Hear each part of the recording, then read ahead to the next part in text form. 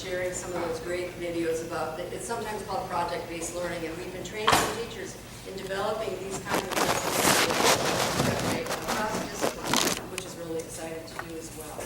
So now we wanted to test your mettle and see what you know about the Common Core, and Shereen kind of gave this answer way earlier, but that's okay. Some people were yeah, so we'll get an A. There you go. So what Mike's going to do is toggle between your digital resources. Yeah, so one person I gave an iPod to, an iPod Touch. Raise your hand if you're that person in your table group, okay? So those are the people that you want to say, hey, so everybody that has one, that's the person that's going to collect the answers for your group. So if you see that person, you can say, hey, this is the right answer. And so we have, it's a competition, so each of you has a rocket and you have a color. So when you look at your question, there'll be like magenta or red or yellow or something, and you'll see that color, and that'll move your rocket. So as you answer your question right or wrong, it'll maybe move your rocket or not. And so, so Darlene asked that we have one question there, so we can go, one person's already engaged, so you can see already answered the first one right. Yeah, you can say it. So he doesn't have to talk. Here's the question.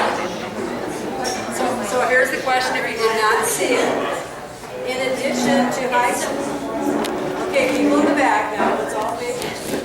In addition to high standards and mastery of rigorous core subject materials, students will need to acquire skills in 1, collaboration, 2, communication, 3, critical thinking, 4, creativity, or 5, all of the above. I think the odds are stacked in your favor to answer this correctly, but You should violate it. Read those colors, but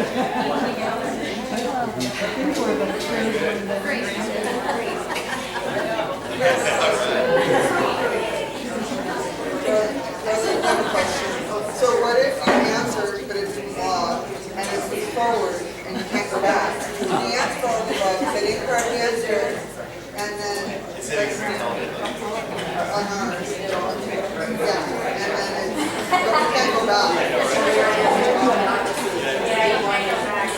So is this similar format to what the kids have to do in class? Where they answer the question and can't go back? I want an app.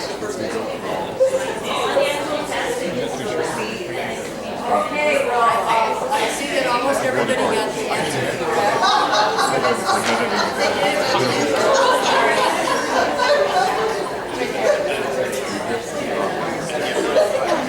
Okay, so Sherry asked the question.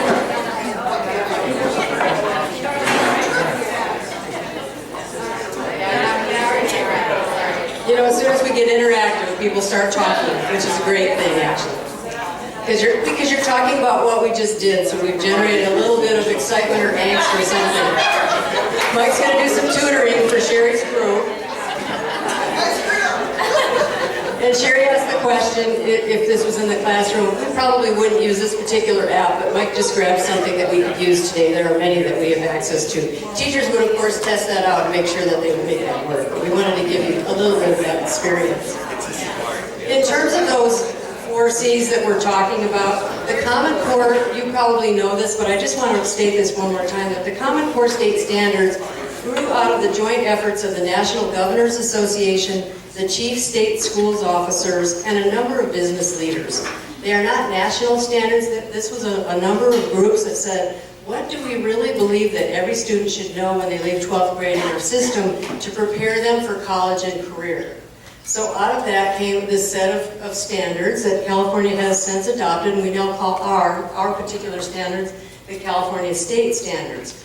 And these four things, collaboration, communication, critical thinking, and creativity, are part of what the business owners said that they wanted. A number of them were surveyed, and they said, what skills do you need in young students entering the workforce?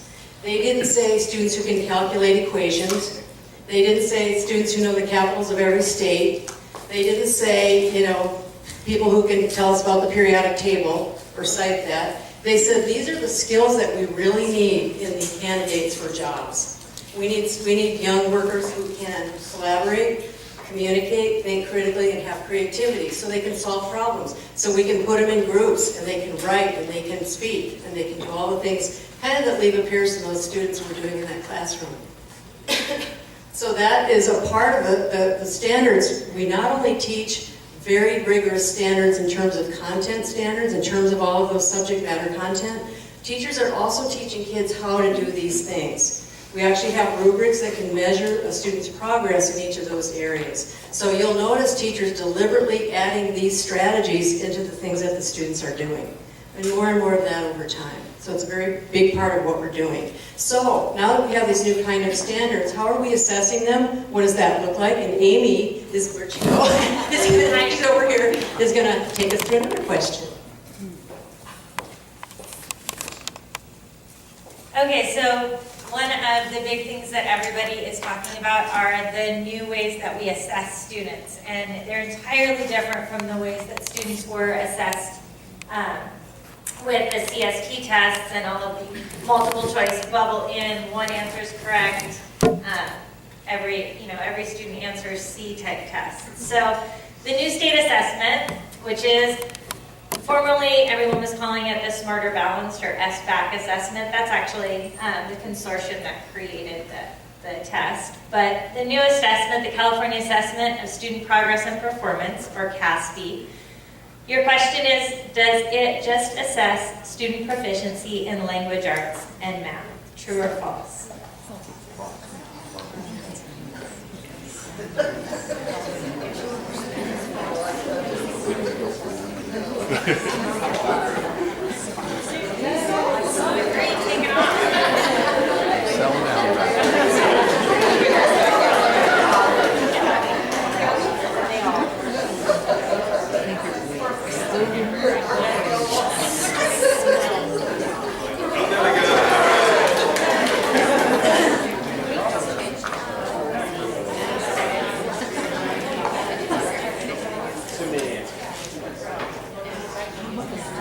We got some more groups. So, most of you guys did get that correct. The answer is actually false. Even though your students will technically be taking just a math and a language arts test, the way that the Common Core and the new assessments are set up is that language arts test actually encompasses science and social studies as well.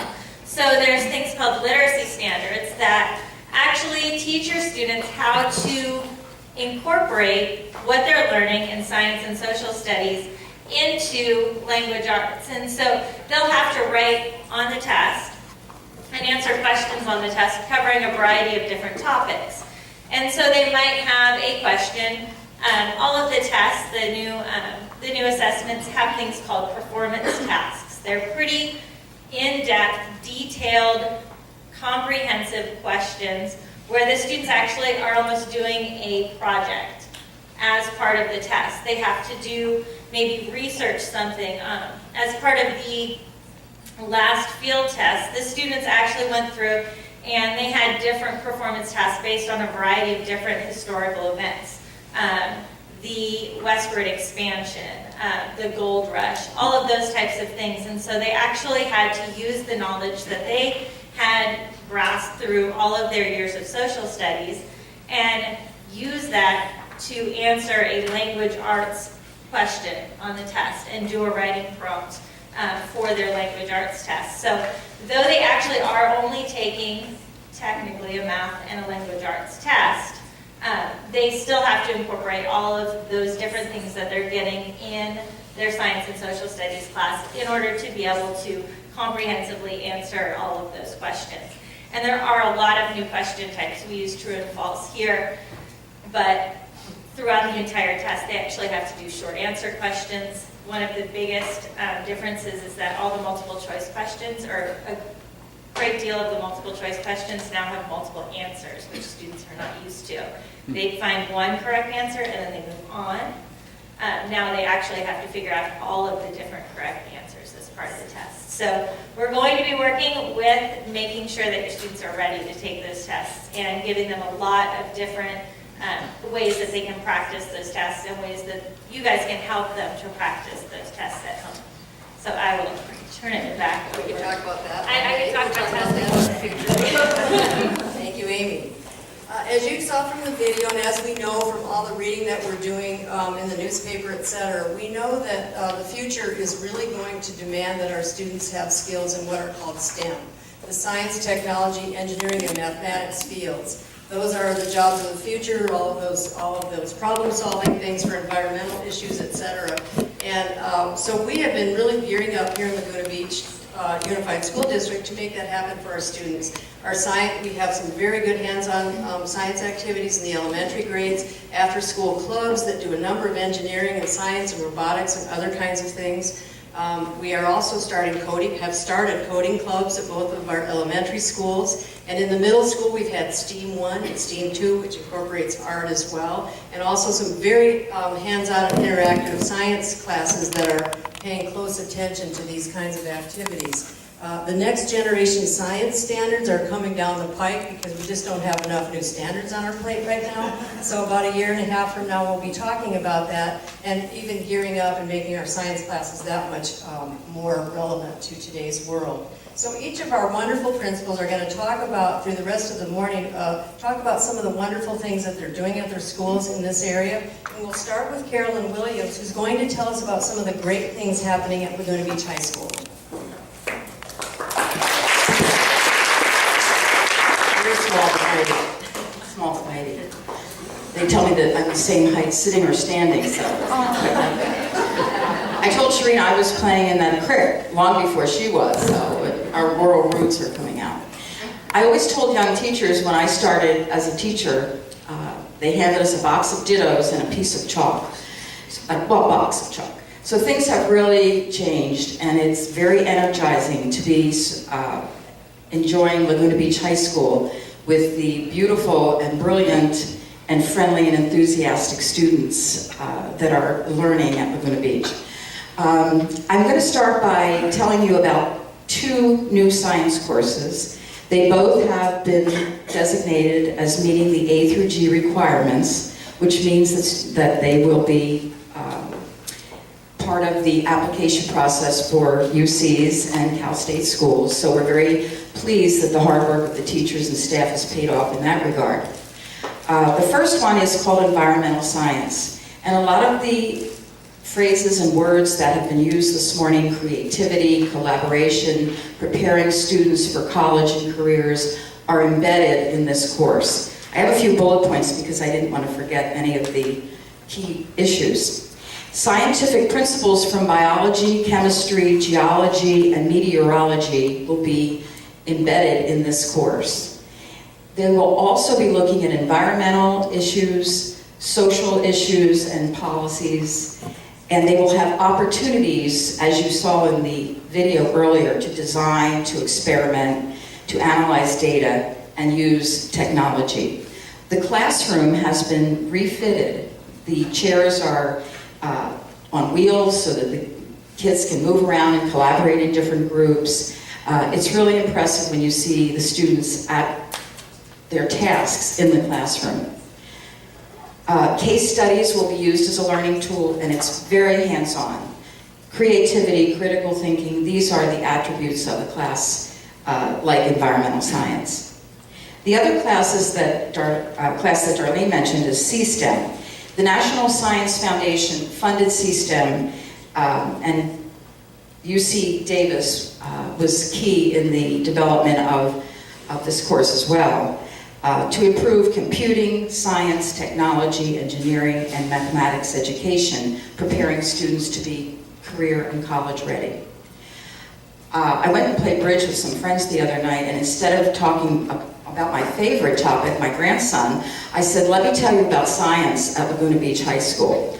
So this slide that you see here, I included that one because this will be an upcoming experiment and project in the environmental science class, where the students will work in groups and develop gardens that are, as you can see, they will be doing experiments. They will be not our typical way of studying about plants and botany. They will be looking at it from an environmental aspect. So The equipment that is being used is amazing. It's cutting edge, and the teacher is dynamic. It's amazing to see.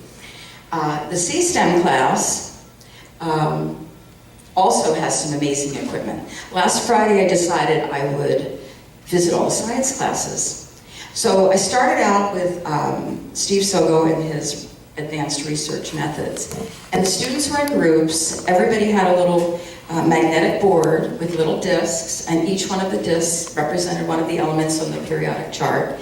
And they were involved in wonderful discussions, moving them around. What would happen if we did this? What would happen if we combine these? What happens if we take this one away? I was so impressed with the knowledge and background and insight and analysis that the students were capable of.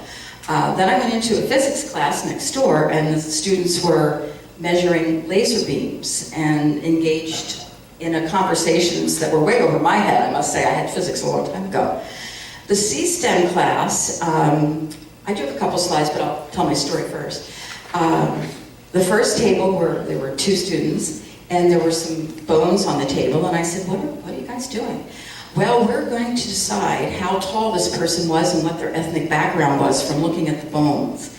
And they had their computers out, and they were showing me how they were going to proceed.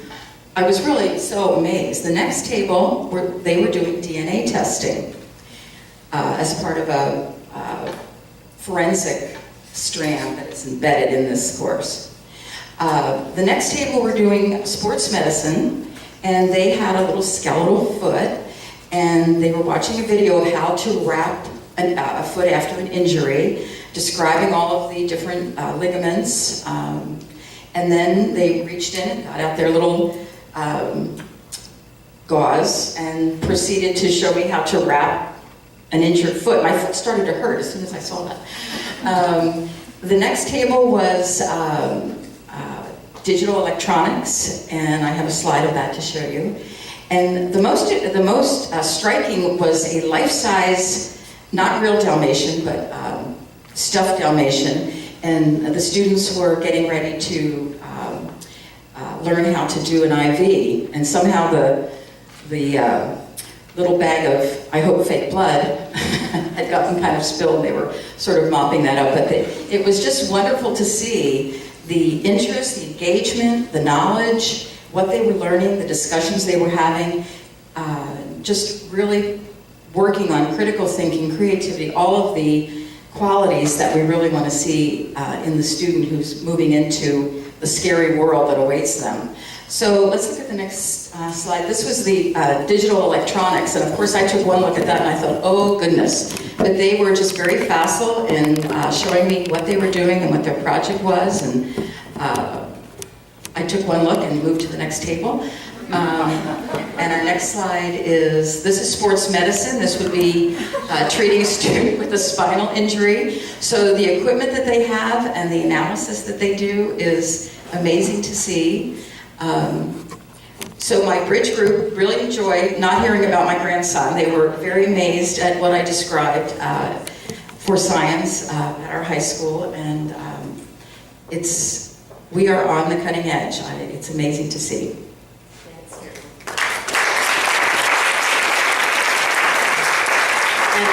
Yesterday, we were excited to add that for our ROP, working with South Coast ROP, we're adding an app design / coding after school course for our kids, as well as an engineering class. So we're really excited that we just keep finding better and better things to do. And now Mike Morrison is going to fill us in on the technology portion. Thank you. So we want to be future ready, and one of the things that we've been working on, I've been here for about 6 months, and we've really been working hard on the infrastructure, making sure it's set up right so that we can facilitate these kinds of future ready skills. And so luckily the cabinet and the board has been very good about allocating the right funds so that we were able to do the wireless project district wide, so every room has wireless now. Yes, we can clap for that. It's good. We have a couple rooms. And school power. Thank you, and school power, definitely. And so we have now we have about 99.9% of the rooms covered. The rooms that aren't are surrounded by other rooms that are, so there's some issues with putting in an access point in those rooms. So basically we're fully covered. The next round of that will be kind of covering some other areas, like where teachers take attendance out in the, like if you're doing a PE teacher and you're taking attendance, we'll cover some of the quad areas and some of the areas outside.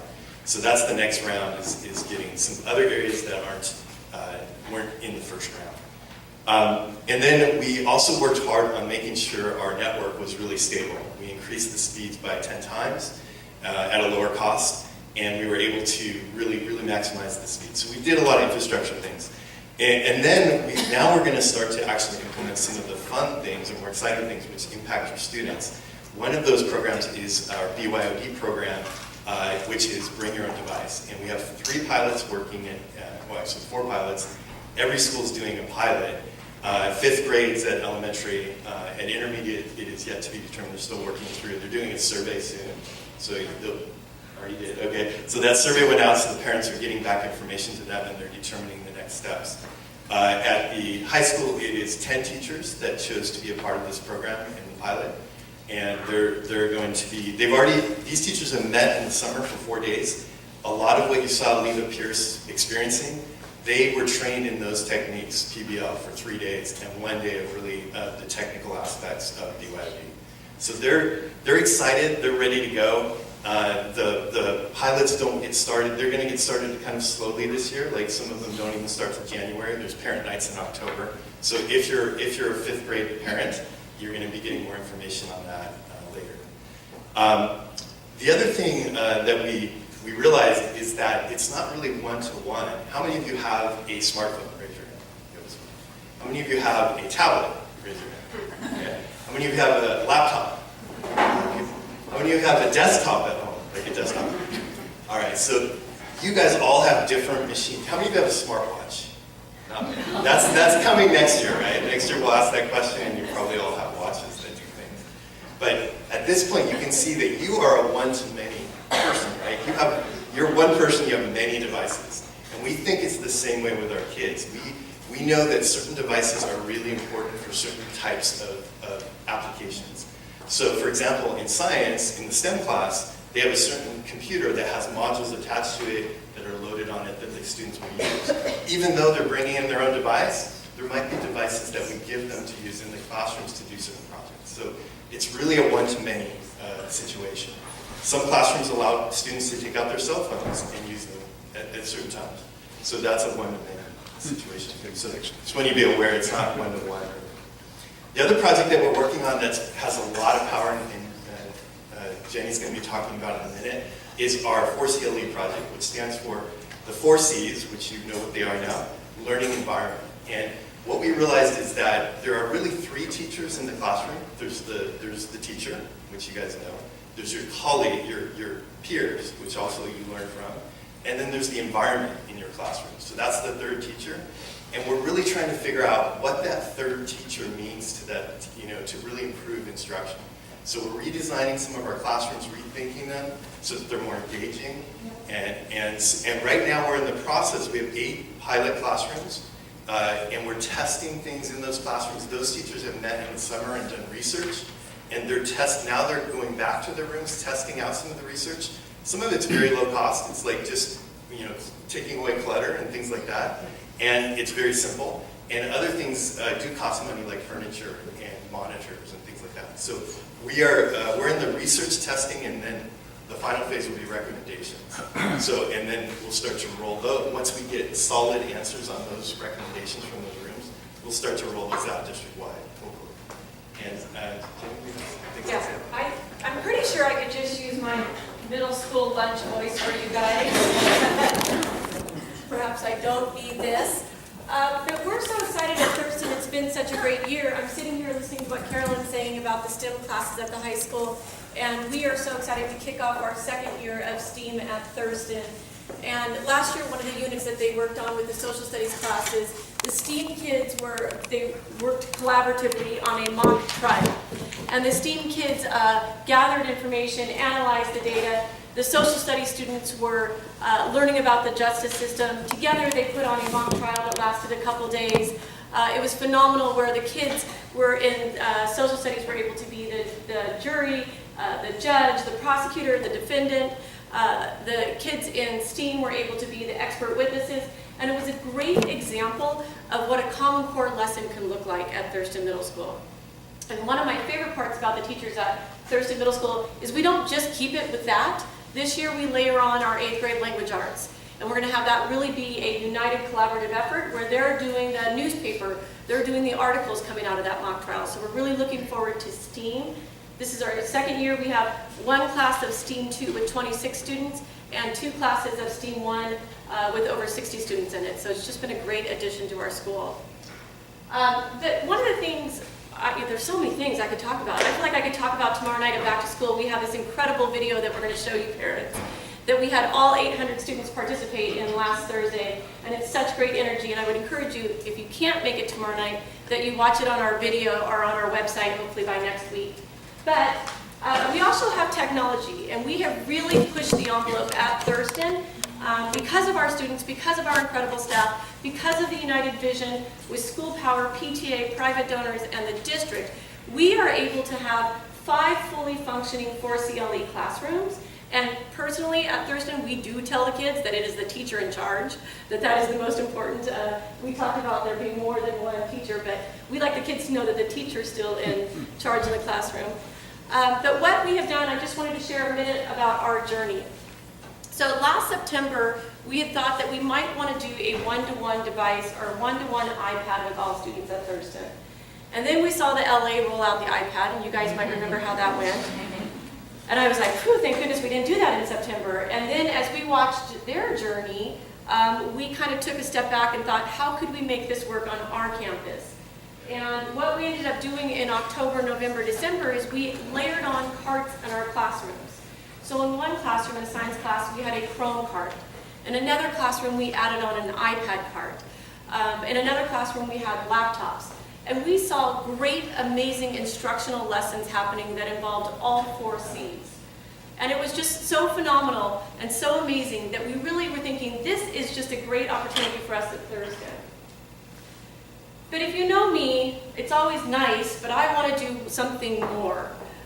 So what I wanted to do is, as you have this learning going on your digital devices, you really need a way to display it so all the kids can see what's going on. So we decided that we don't need just 1 monitor in a classroom. We really need 3 monitors. And suddenly a 60-inch monitor looks really small in a room when you need 80-inch monitors.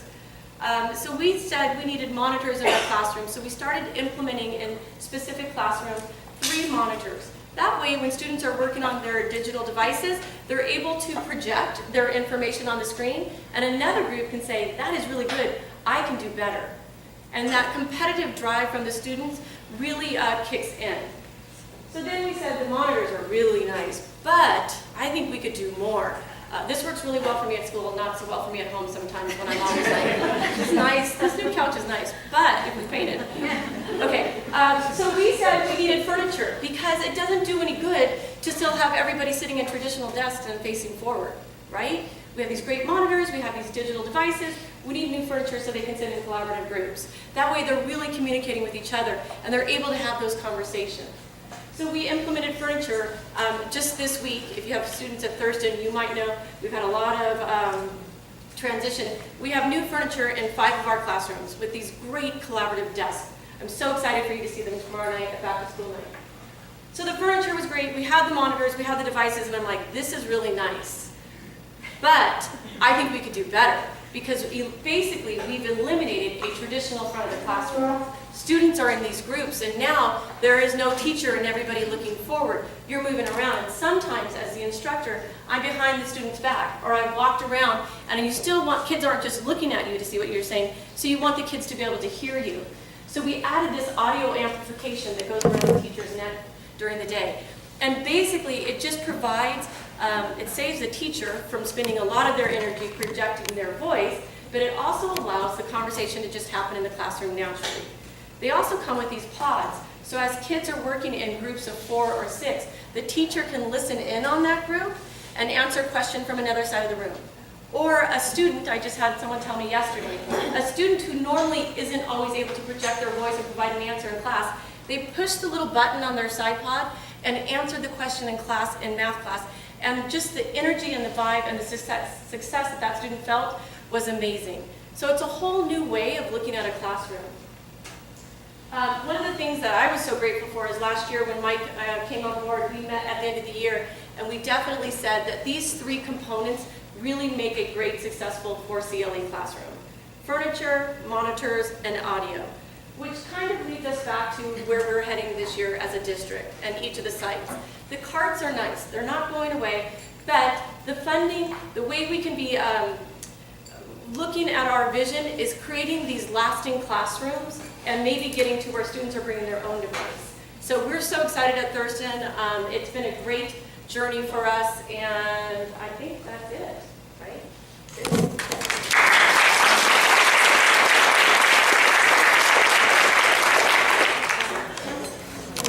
And another really important and essential component of our educational system has to do with the social and emotional well-being of our kids. And we've had this process, the MTSS process, in place for some time, but we are not losing sight of it, and Irene is continuing to lead our efforts in this area. Can I use my big girl voice too? Does that work? Okay, I'm going to do this a little faster because I know that time is getting closer to the end, and I want to get you energized. So here's our. Oh, you already did it. Okay. Did you do it? No. The acronym MTSS stands for Math, Technology, Science, and Social Studies. So instead of grabbing your device, if the answer is true, stand. If the answer is false, sit.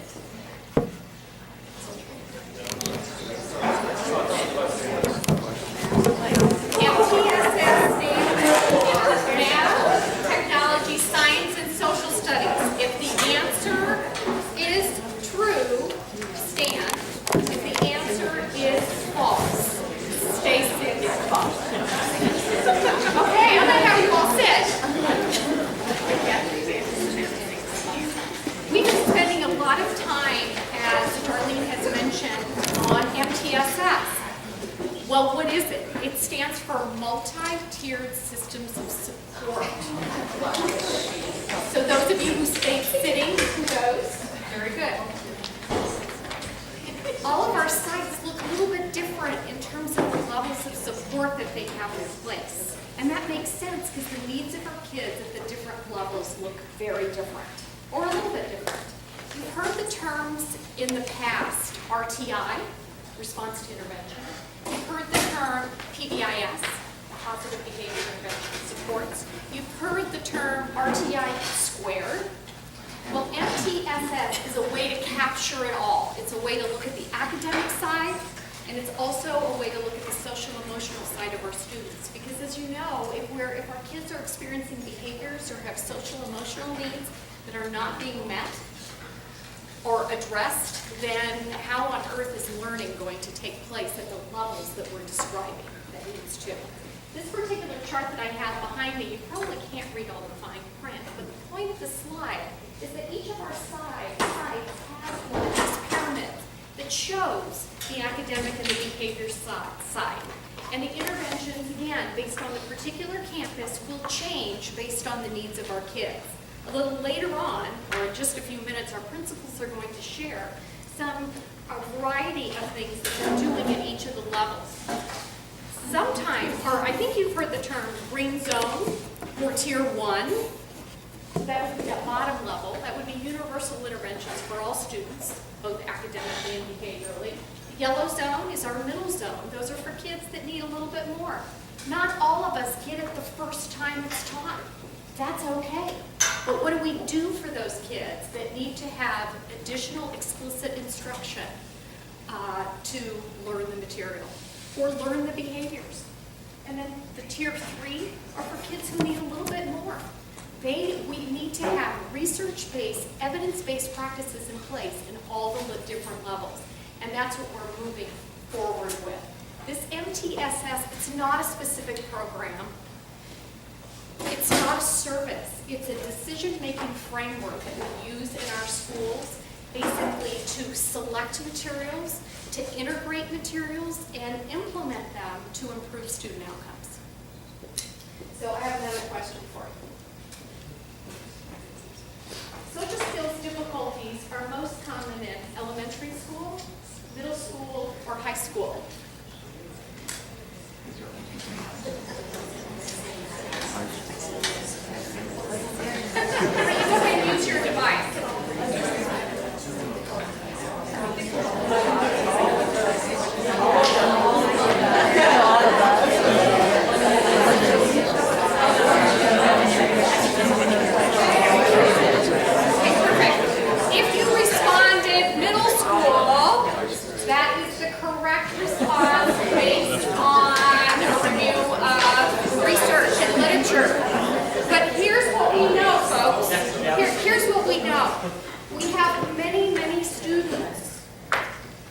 that have needs in this particular area at the elementary, middle school, and high school level.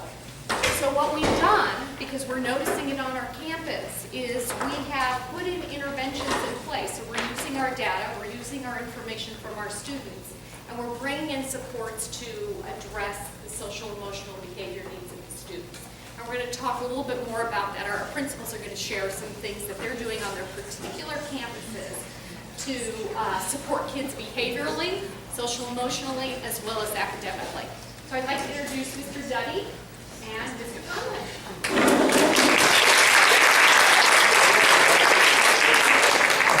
Good morning, everyone. It's kind of neat to see parents that have, began at El Moro when I began 10, 11 years ago, and now I see their parents at the middle school and the high school, and just the progression that the students get to experience here in Laguna Beach.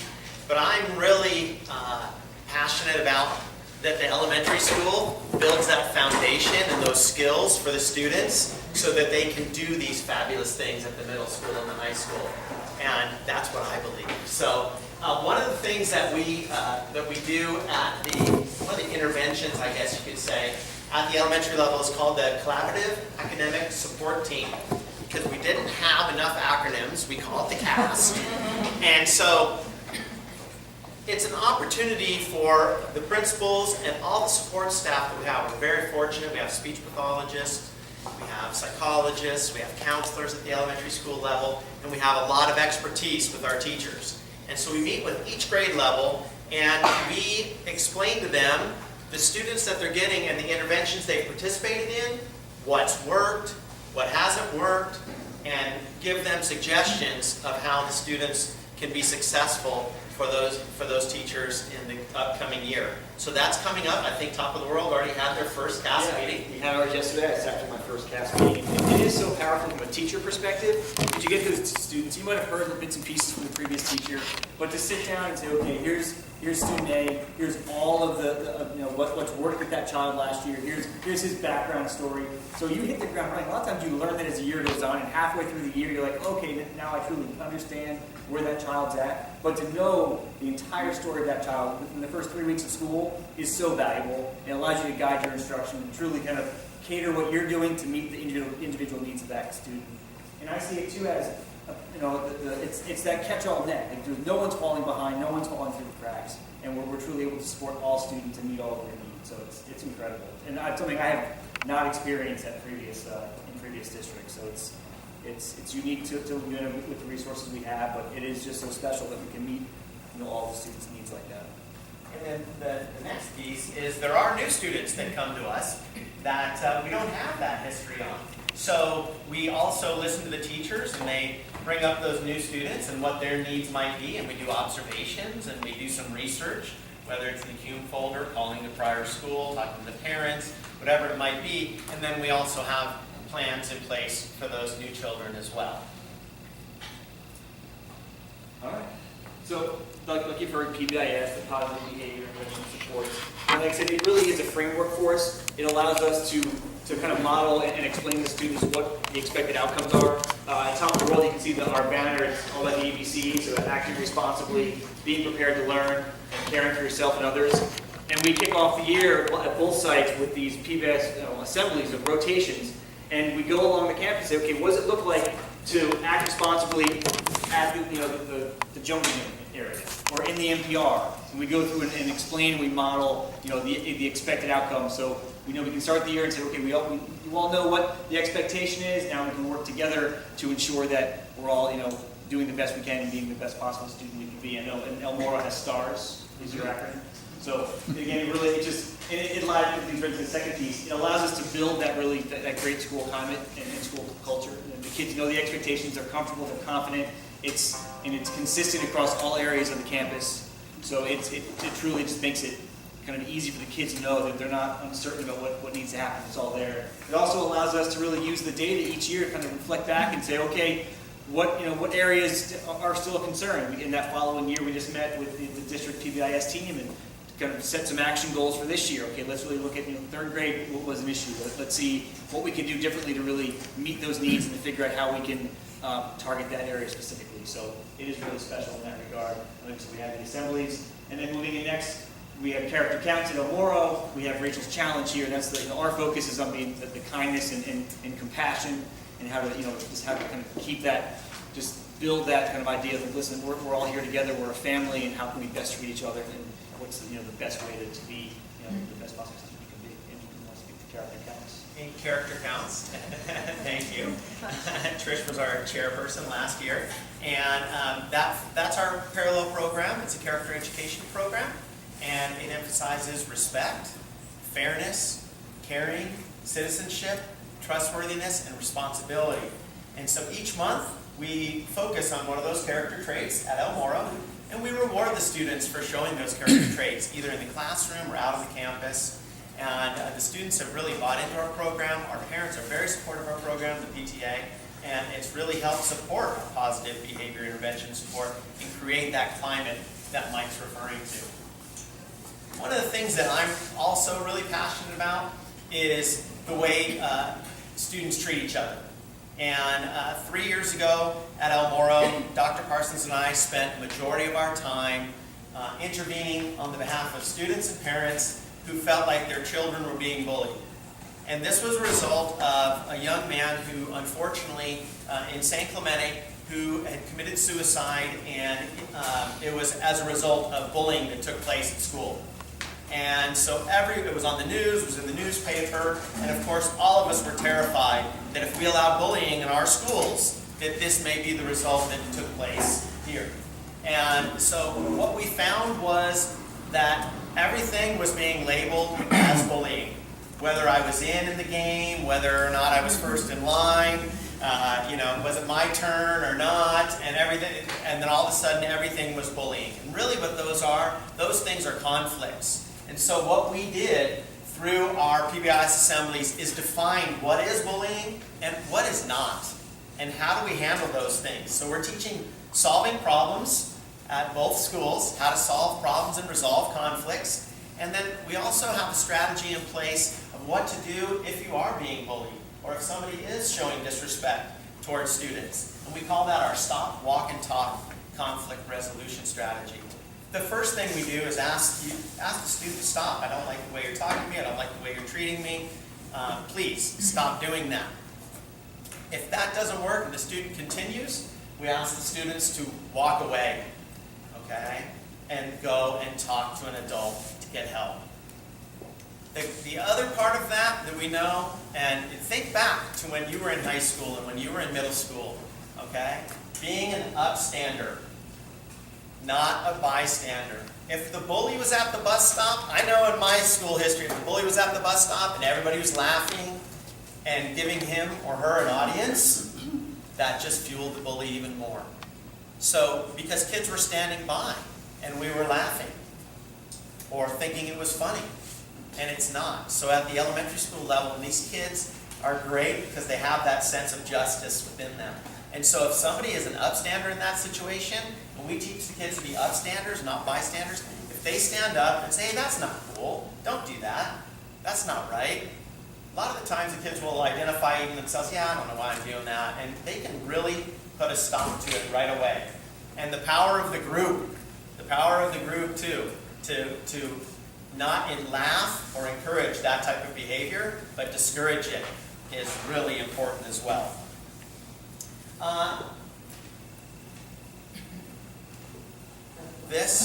All these behaviors will definitely make a difference in making our schools a better place to be, to allow all these great things that Carolyn observed. When the kids learn this in elementary school, then they don't have to worry about it when they get to be older.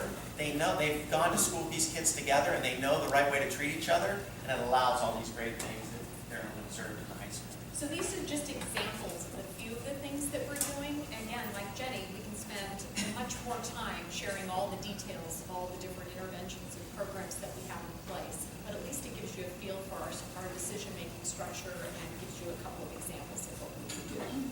So we hope we were able to give you a little snapshot of the things that are really passionate about and really ensuring that are taking place in all of our our schools.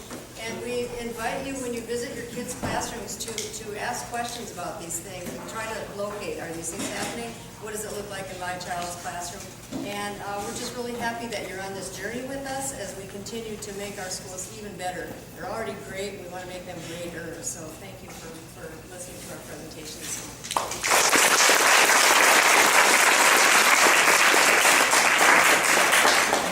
We'll wrap it up first. I just want to thank everyone so much for coming today. And,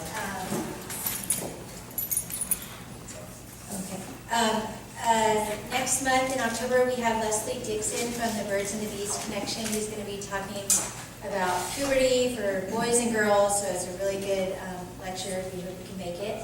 And there's going to be a $5 fee for that to cover some of the cost of our speaker. We will have coffee and pastries, and it will be here at Top of the World. If you know someone who could not make it today, we are going to have a video of the presentation up on the Coffee Break website in probably about a week. Go to coffeebreak.com is the website. And if you have any suggestions for speakers, we have a couple spots left for this year. Please feel free to see me afterwards or send me an email on the Coffee Break website. Thank you so much for coming.